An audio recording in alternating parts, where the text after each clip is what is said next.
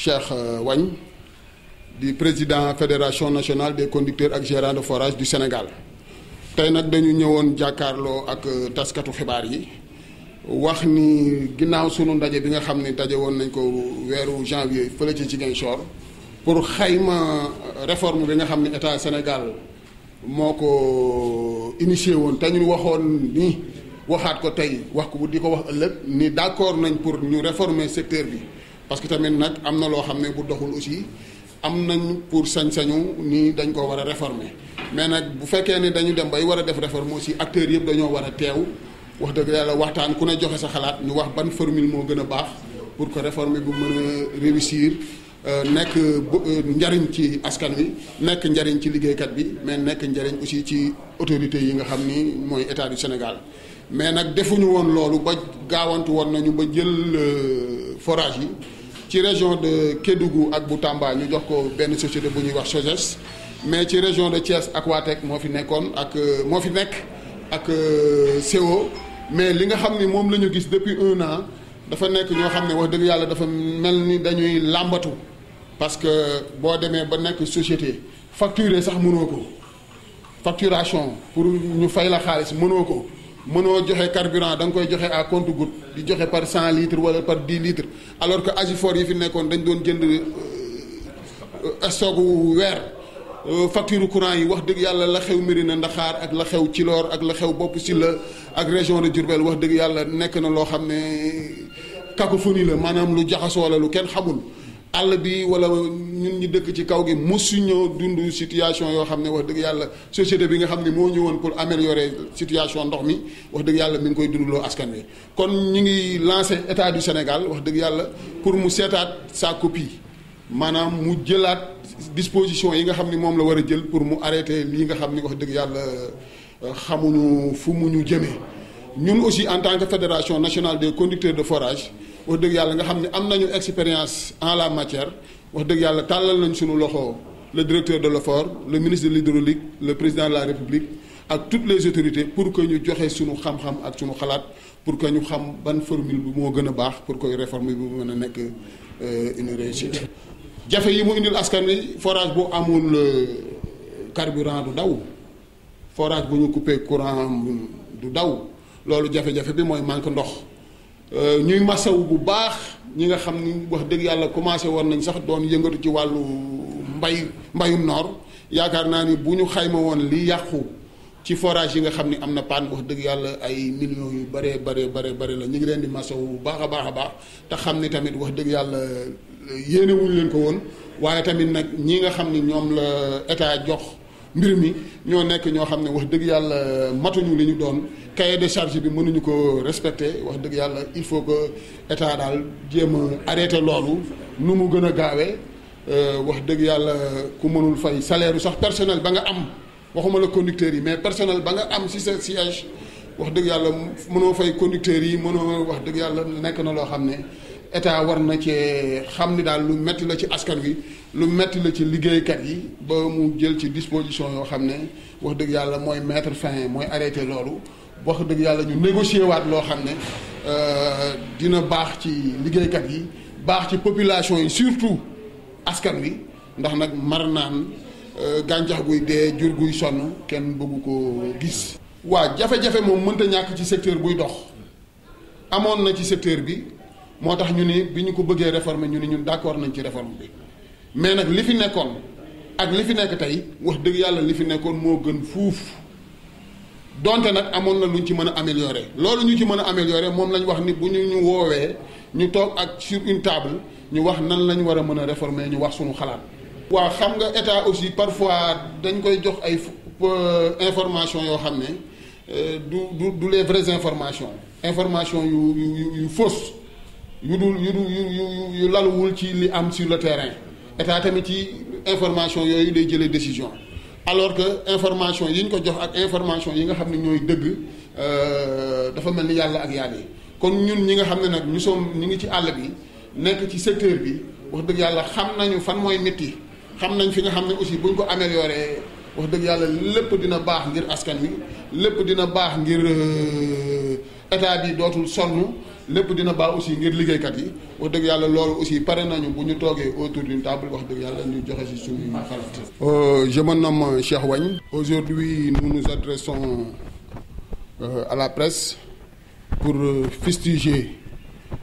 après notre rencontre de Ziguinchor la réforme qui est en cours au niveau du Sénégal dans l'hydraulique rurale. Vous savez, nous, en tant que conducteurs, notre position a été constante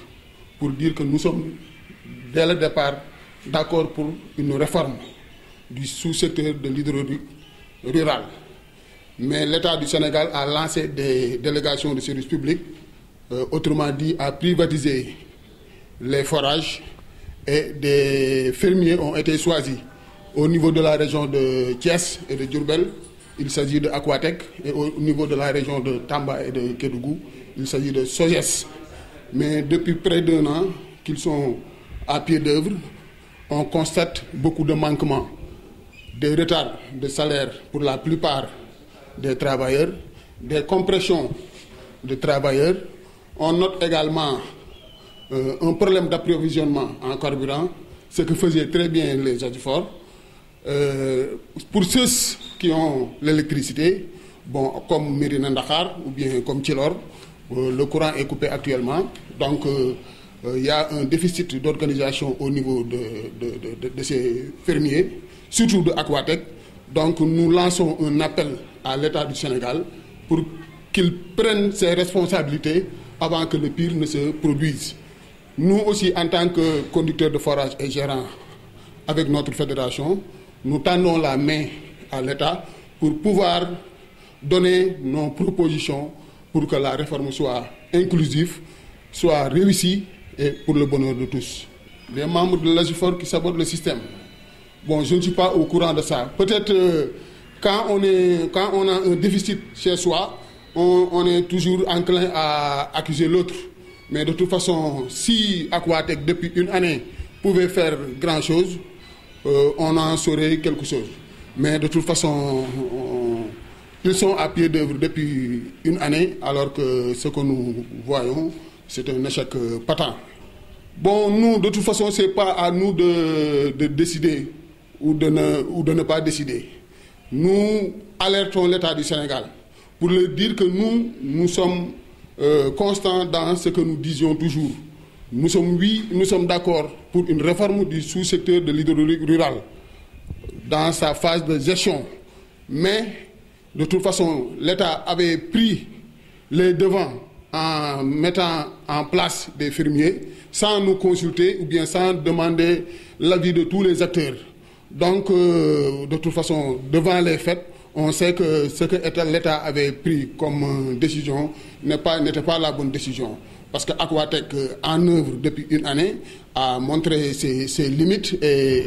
a fait un échec patente. C'est une société qui ne parvient pas à approvisionner les forages en carburant, qui ne parvient pas à payer les factures à temps,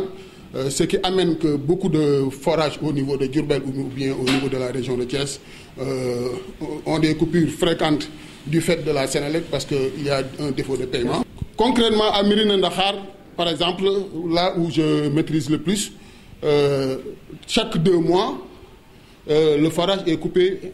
à défaut de paiement de la facture d'électricité. Les autorités interviennent, font des conciliabules pour que le courant soit rétabli, mais au bout de 2 mois après,